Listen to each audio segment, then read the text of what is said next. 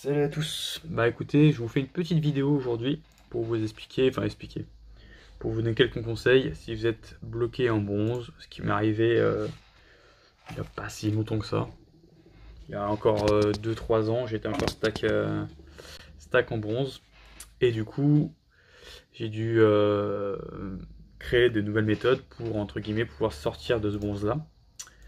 Donc bah aujourd'hui je vous ai fait là, une vidéo de fond pour voir à peu près les choses que vous pouvez faire, les erreurs à ne pas faire, etc. etc. Donc ça c'est pas très représentatif parce que vous êtes pas, enfin là c'est pas un gameplay de bronze, c'est un gameplay, je suis en gold, gold 2, enfin gold 3 en ce moment, donc c'est pas un gameplay de bronze. Ce sera quelque chose qui arrivera sûrement assez rapidement qui arrivera assez rapidement parce que j'ai un ami à moi qui a commencé le jeu il n'y a pas si longtemps que ça, qui est bloqué en bronze 3 ou 2, je sais plus exactement quel bronze il est. Ces méthodes-là marchent aussi largement pour des silver et largement aussi pour du gold. Sauf que voilà, moi je suis encore stack en gold donc je suis pas bien placé pour dire comment sortir de gold, hein, bien évidemment. Mais du coup, pour toutes les personnes qui se demandent comment sortir de bronze, au moins bronze. Bien sûr, il y a un autre grade au-dessus maintenant, je sais plus ce que c'est, mais bronze largement pourrait sortir avec les conseils que je vous donne. Bien évidemment, je sais qu'en bronze c'est assez compliqué parce qu'il y a souvent des mecs qui partent, qui AFK au bout de 5 minutes de jeu parce qu'ils se sont fait tuer une fois ou parce que vous avez. Enfin bref. Ça malheureusement ça rentre pas en compte dans les conseils, mais même si en 4 contre 5, si vous êtes vraiment au-dessus, bah, vous serez capable de gagner une game, mais bon, ça reste quand même très compliqué. Donc je pars du principe que vous êtes 5 contre 5, que vos alliés sont pas des foules débiles et que vous jouez à un poste défini. Donc le premier conseil que je peux vous donner, c'est de jouer soit un poste défini, enfin non c'est pas soit, il faut jouer à un poste défini. Donc soit ADC, soit support, soit jungle, soit mid, soit top. Après, ce que je vous conseille de faire, justement, ce qui est le mieux, je pense, pour vous, si vous pensez avoir un bon niveau, entre guillemets, et que vous n'arrivez pas à monter parce que vous êtes support, je vous dis une bêtise, même si en bronze, même si à tous les élos, les supports sont super importants, si vous avez un ADC qui, certes, ne sait pas jouer au jeu, ça reste quand même très compliqué de monter. Donc, le premier conseil que je peux vous donner, c'est de prendre un poste avec une grande influence sur la map. Donc, ce que j'ai fait moi pour sortir, j'ai pris jungle. Après jungle ou top ou mid, top ça n'a pas une énorme influence sur la map, mais si vous gagnez votre lane et que vous êtes vraiment bien, généralement et que votre équipe fait pas n'importe quoi, vous pouvez 1v9 la game largement, donc ça y a pas de problème. Mais par contre du coup, les deux postes enfin 2 à 3 postes les plus influents c'est ADC, mid et jungle. Jungle, c'est celui qui aura le plus d'influence, mais il est vivant parce qu'il peut aller sur toutes les lanes. Il peut aller de la bot lane jusqu'à la top lane en passant par le mid pour donner des kills ou faire des kills, ce qui donnera un avantage certain à votre équipe. Donc, ce que je peux vous conseiller, moi personnellement, ce que j'ai fait, ce qui a bien marché, c'est jouer jungle top. Donc, c'est les deux postes que je sélecte quand je lance une game en classé. Et clairement, ça se passe plutôt bien. Enfin, en tout cas, j'ai fait quasiment une autoroute entre le bronze et, euh, et le gold cette année, parce que du coup j'ai dû recréer un compte parce que mon ancien compte, je le retrouve pas. Donc bref, ça c'est un autre détail. Mais bref, sur mon nouveau compte, en tout cas, je sais que en faisant ce que j'ai fait, c'est-à-dire bien me focus sur un seul poste, ou deux quand bien évidemment j'ai pas mon poste principal, savoir jouer un deuxième poste, parce qu'en classé malheureusement il y a 2 postes à sélectionner. Donc voilà, donc maintenant on va commencer sur les tips qu'il faut avoir entre guillemets quand on joue jungle, top, mid, bot, ça s'applique à à tous les postes. Donc premièrement, le conseil le plus important que je peux vous donner, c'est de ward énormément la river, la jungle, toute la map en fait. Plus vous aurez de visibilité sur la map, plus vous serez bien et plus vos coéquipiers seront bien dans la game. Parce que du coup ils pourront pas entre guillemets être surpris par le jungle en face ou par une décale mid ou une décale top. Voilà, en gros ça donne une bonne visibilité. Et du coup, pour donner une visibilité, ce qu'il faut impérativement, c'est de prendre l'habitude de regarder la mini-carte en bas à droite de votre écran. Parce que c'est clairement ça qui donne toutes les infos sur surtout en fait. C'est la chose la plus importante qu'il y a dans ce jeu. C'est une des trucs les plus importantes. Si vous regardez fréquemment votre minimap, vous aurez les infos sur votre top, votre mid et votre bot constamment.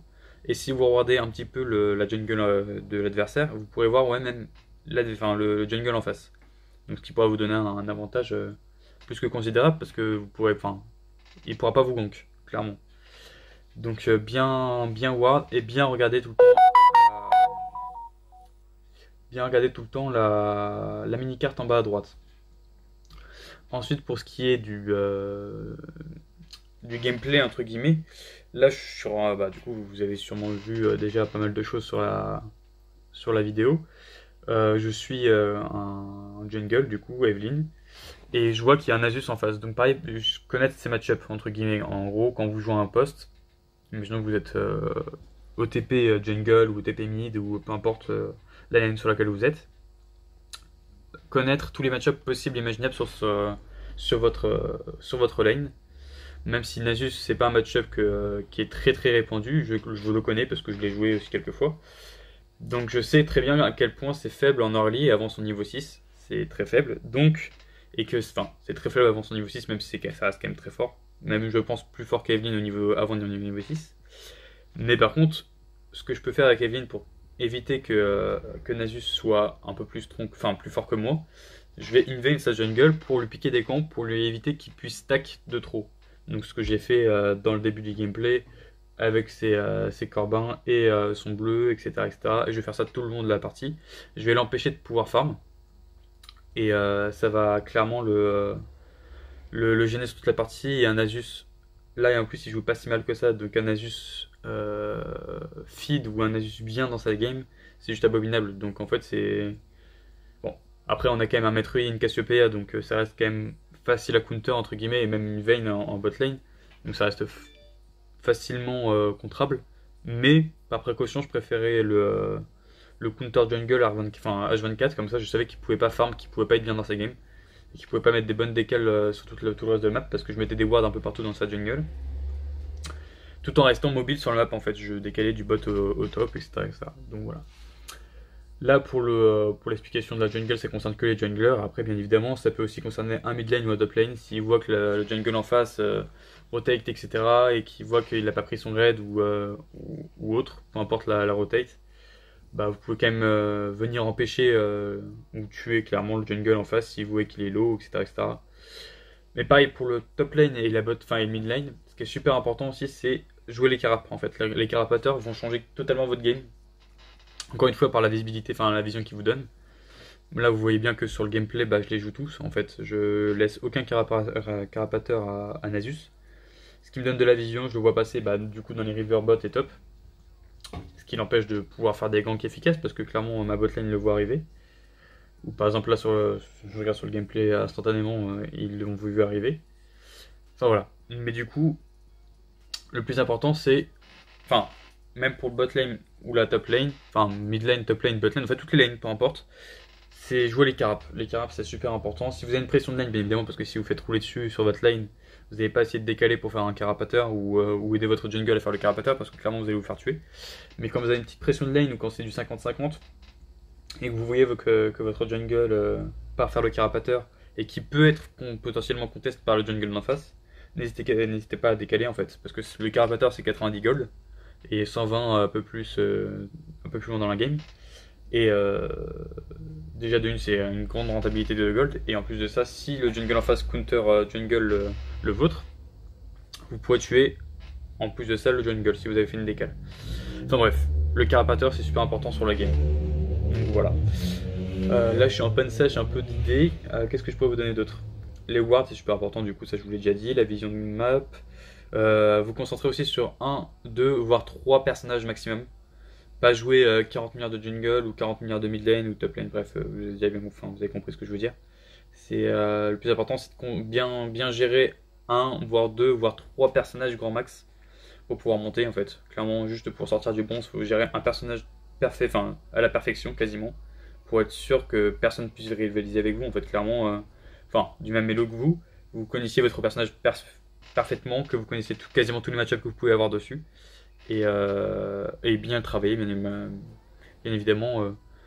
C'est quelque chose de super important de travailler son personnage. Super important quand vous jouez en classé, etc. Si vous avez des amis à vous qui jouent à LoL et qui ont à peu près le même elo que vous, donc bah là du coup c'est silver, bronze ou je sais plus quel est les en dessous encore. Mais bref, dans cet elo là à peu près. Si vous voyez qu'il y a un ami à vous qui peut être potentiellement aussi fort que vous, enfin aussi fort que vous, dans le même elo que vous pouvez clairement faire un duo, parce que ça change quasiment tout avoir un duo qui communique sur la carte. Parce que clairement, genre, bah oui, ça change tout en fait. Y a pas grand chose à dire quoi. Si sinon c'est, vous faites une premade avec un top lane et un jungle, bah le jungle il peut aller clairement babysitter le top. Ce qui fait que le top a un avantage de fou, que le jungle du coup a un avantage aussi de fou parce qu'il récupère des assists ou des kills, ça dépend. Et voilà. Pareil, là je viens de voir un fight, ça me rappelait un truc quand même primordial, mais bon, ça n'a pas l'air. Enfin, c'est pas toujours évident pour tout le monde, même encore en gold malheureusement.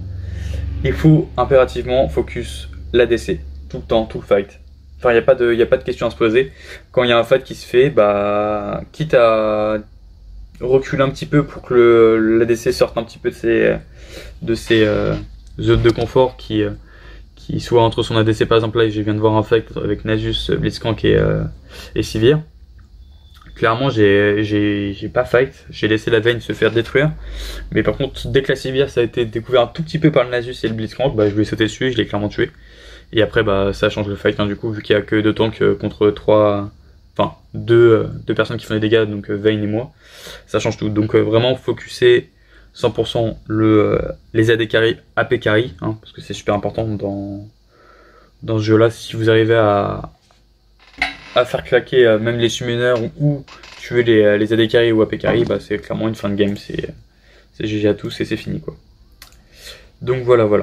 Bon, je pense que j'ai dit pas mal de trucs. De toute façon, je referai des vidéos sur comment sortir de bronze. Là, j'ai beaucoup parlé. Je sais pas combien de temps ça fait que je parle. Bon, c'est pas grave, de toute façon, il y aura des petits cuts, etc. Mais voilà, du coup, je referai des vidéos justement avec l'ami en question qui est encore en bronze. Je vais essayer de le coacher un petit peu pour lui dire fais ci, fais ça et comment le faire, etc. Et voir si ça marche sur lui. Et dans ce cas-là, je posterai les vidéos au moment où il passera silver ou au moment où il passera peut-être gold s'il y arrive. Après, malheureusement, les capacités physiques de chacun, ça c'est malheureusement propre à chacun. S'il n'a pas les capacités pour passer haute que silver. Je sais que bronze il sortira forcément, tout le monde peut sortir de bronze. Mais après bon, silver ça commence à être un peu plus compliqué, même si ça reste quand même très simple, entre guillemets. Enfin simple. Donc voilà, bon bah écoutez, je vous souhaite une bonne après-midi, bonne journée à tous. Et je vous dis à bientôt pour une nouvelle vidéo, sûrement avec un de mes collègues. Enfin mes amis. Et voilà. Bon. Salut à tous, à bientôt.